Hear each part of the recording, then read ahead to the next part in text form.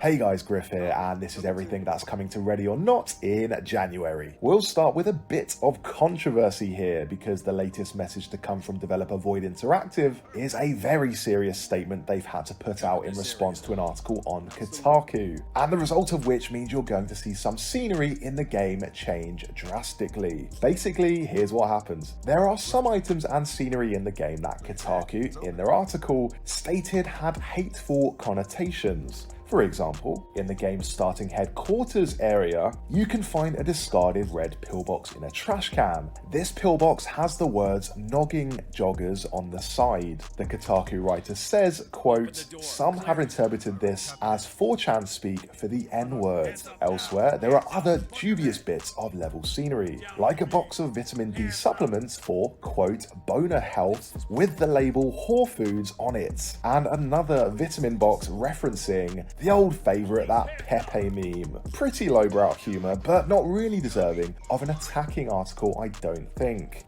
But you can draw your own conclusions. Anyway, keen to sidestep all of this unwanted heat, the devs took to Twitter, writing in bold letters, "Intolerance has no place in Ready or Not." Regarding the placeholder assets that have been mentioned, these are placeholder assets put in place to fill otherwise bare spaces, and were supplied by a contractor we no longer use. These assets will be replaced as we develop the game. End quote. Void Interactive say that the red pillboxes are a reference to the Matrix, and the term nogging jogger is a reference to an activity that challenges the mind, which I can see as well. Not that I use that term in my day-to-day lexicon, I must say. In response to the other props mentioned in Kotaku's article, Void Interactive say they were not aware of any hateful connotations and have taken steps to remove them from the next update, which is scheduled for mid to late January. For what it's worth, I definitely support the decision to remove some of the more juvenile props from the game, especially since this is an incredibly charged, topical shooter that deals with life and death stuff.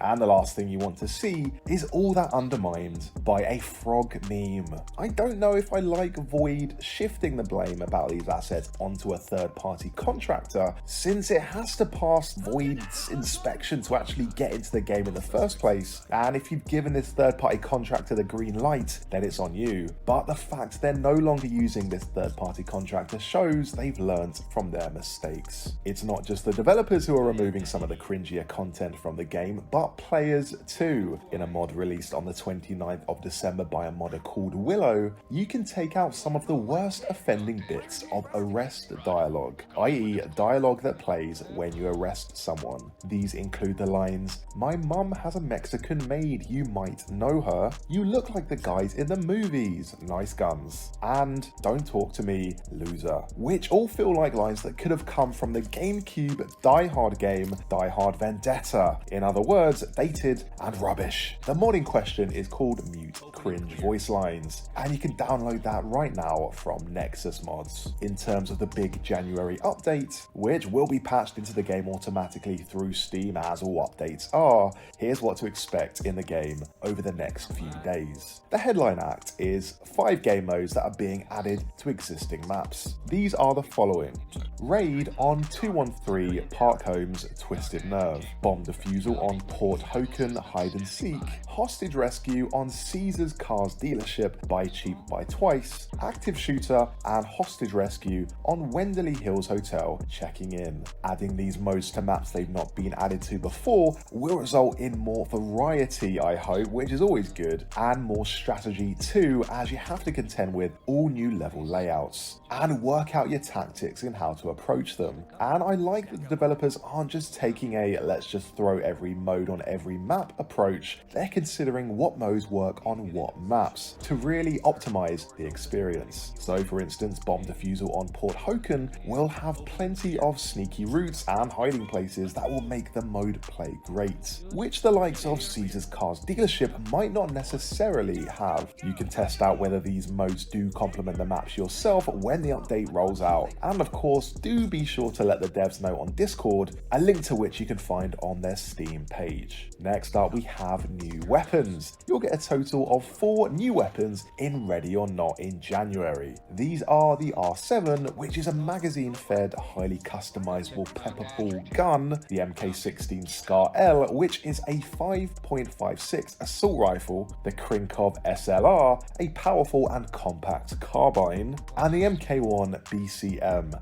a 5.56 assault rifle. Now that last one is an exclusive for Supporter Edition owners, which means you'll only be able to get your hands on it if you've bought the much more expensive Supporter Edition of the game. This is currently $88.32 in pounds or $79.99 in dollars. Ouch. But hopefully it shouldn't be too long before it's in the standard edition of the game, which is at a far more reasonable price of £30.99 or $39.99. It's not the only thing that Supporter Edition buyers get first, but I'll mention that later on in the video. Next, we have the new and improved voice lines. There's a new voice actor for Tactical Operation Command, removal of outdated legacy voice lines, and more voice line variety for civilians. So it seems like Void Interactive are aware that some of the elements of the game are currently a bit cringe and clash a bit with the pretty serious subject matter. So they're aiming to make the overall tone much more cohesive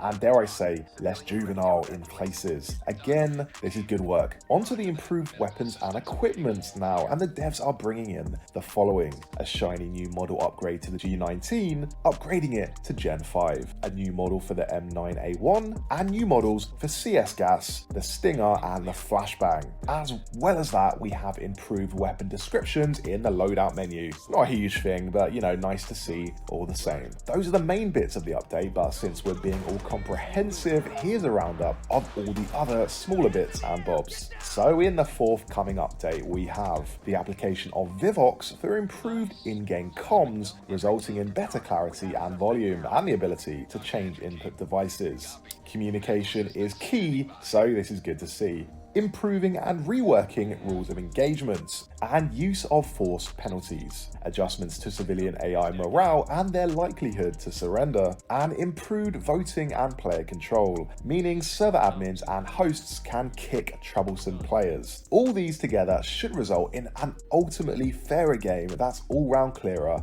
and more satisfying to play. As for the release date, Void Interactive says that they expect to release a content update onto the Supporter Alpha sometime in January, and after a period of testing and validation, launch it onto the main early access branch for all players. Now, as I mentioned, the Support Alpha currently costs £88.32 or $79.99 in dollars. I'm pretty sure this means you'll need to buy that edition and not the regular cheaper edition in order to get these updates first. But that said, this is my first time covering Ready or Not, so let me know in the comments if what I've said there is true. I wouldn't like to spread misinformation. So is it true you have to buy the Supporters Edition to get these updates sooner? That's the question I want to know. So let me know, because if so, that's a lot of money. But anyway, that's going to do it for this roundup of all the latest news in Ready or Not. What are you most looking forward to in the game? I would love to hear your thoughts. Thanks for watching, and if you want more Ready or Not videos, subscribe to the channel.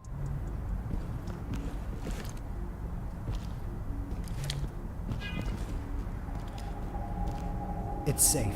No traps here. No contacts. It's clear. Through the door and clear. Roger that, sir.